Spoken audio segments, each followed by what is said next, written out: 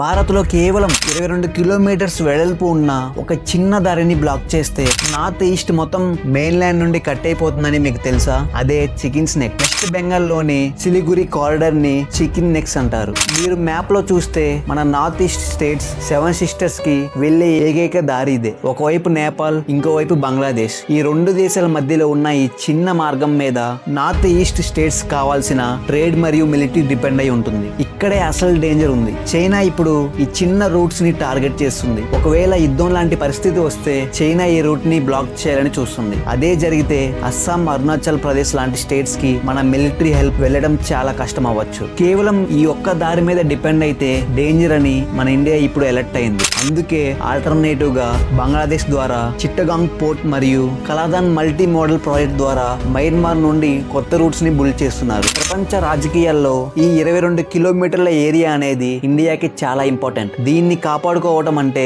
North east ని కాపాడుకోవటమే. మన India తీసుకున్న ఈ ఆల్టర్నేట్ రూట్ ప్లాన్ కరెక్టేనా? మీ ఒపీనియన్ ఏంటో కామెంట్ లో చెప్పండి.